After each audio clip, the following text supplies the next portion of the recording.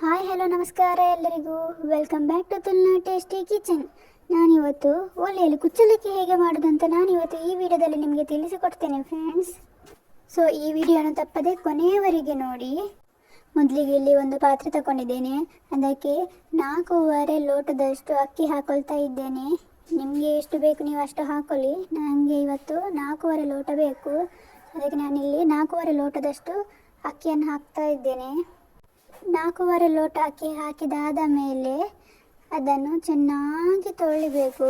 ಒಂದು 4ರಿಂದ 5 ಸತಿ ಆದರೂ ತೊಳೆಯಲೇಬೇಕು. ಯಾಕಂದರೆ ಅದರಲ್ಲಿರೋ ಕಸ ಎಂತ ಎಲ್ಲ ಇದೆ ನೋಡಿ, ಡಸ್ಟ್, ಅದೆಲ್ಲ ಹೋಗಬೇಕು.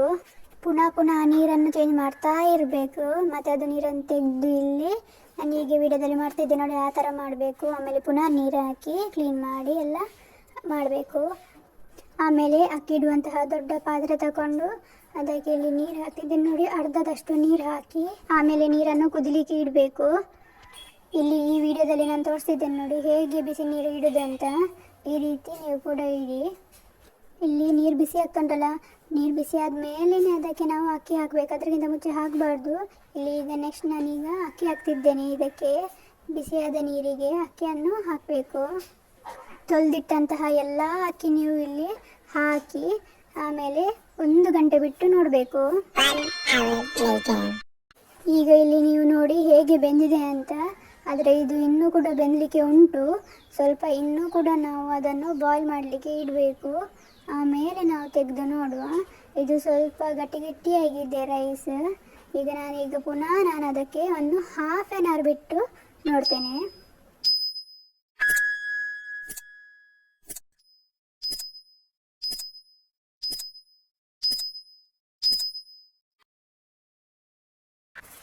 ವಾವ್, ಈಗ ನೋಡಿ ಇಲ್ಲಿ ಎಷ್ಟು ಚೆನ್ನಾಗಿ ಬೆಂದಿದೆ ಅಂತ. ಈಗ ಅದರ ಮೇಲೆ ನಾನು ಇದು ಮರದಿಟ್ಟಿದ್ದೇನೆ ನೋಡಿ, ಅದನ್ನಿಟ್ಟು, ನನಗೆ ಅದಕ್ಕೆ ಎಂತ ಹೇಳಿದಂತ ಗೊತ್ತಿಲ್ಲ, ಅದನ್ನಿಟ್ಟು ಈ ಥರ ಅದರ ಗಂಜಿ ನೀರನ್ನೆಲ್ಲ ತೆಗಿಬೇಕು. ತೆಗೆದು ಅದನ್ನು ಮಗುಚಿಡಬೇಕು. ಮಗುಚಿಟ್ಟಾದ್ಮೇಲೆ ಎಲ್ಲ ನೀರು ಎಂತೆಲ್ಲ ನೀರುಂಟು ಅದೆಲ್ಲ ಅದರಲ್ಲಿ ಸೋಸಿಕೊಳ್ಬೇಕು. ಅದು ಈ ಥರ ಇಟ್ಟಿದ್ದೇನೆ ನೋಡಿ. ಈ ಥರ ಇಟ್ಟಾದ್ಮೇಲೆ ಒಂದು 10 ಮಿನಿಟ್ಸ್ ಇಡಬೇಕು.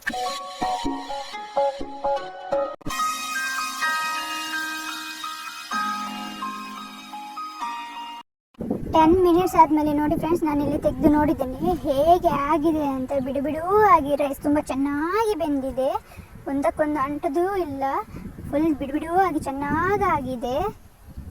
ಇಲ್ಲಿ ಈಗ ನಾನು ಪ್ಲೇಟಿಗೆ ತೆಗೆದು ಹಾಕ್ತಿದ್ದೇನೆ ನೋಡಿ, ಹೇಗೆ ಬಿಡು ಆಗಿ ಉಂಟು, ತುಂಬ ಚೆನ್ನಾಗಿ ಬೆಂದಿದೆ. ಇದನ್ನೀಗ ನಾನು ಮೀನು ಸಾರು ಹಾಕಿ ತಿಂತೇನೆ. ಫ್ರೆಂಡ್ಸ್, ನಿಮಗೆ ಮೀನು ಸಾರಿದು ರೆಸಿಪಿ ಬೇಕಾದರೆ ಉಂಟಲ್ಲ, ನನಗೆ ಕಮೆಂಟ್ ಮಾಡಿ, ನಾನು ನೆಕ್ಸ್ಟ್ ವಿಡಿಯೋದಲ್ಲಿ ನಿಮಗೆ ಹೇಳಿಕೊಡ್ತೇನೆ. ಮೀನು ಸಾರು ಜೊತೆ ತಿಂದರೆ ಉಂಟಲ್ಲೇ ಆಹಾ. ಸೊ ಈ ವಿಡಿಯೋ ನಿಮಗೆ ಇಷ್ಟ ಆದರೆ ಲೈಕ್ ಮಾಡಿ, ಶೇರ್ ಮಾಡಿ, ಕಮೆಂಟ್ ಮಾಡಿ, ಹಾಗೆ ಸಬ್ಸ್ಕ್ರೈಬ್ ಮಾಡೋದನ್ನು ಮಾತ್ರ ಮರಿಬೇಡಿ friends. So please do subscribe my channel. Thank you, take care, bye bye.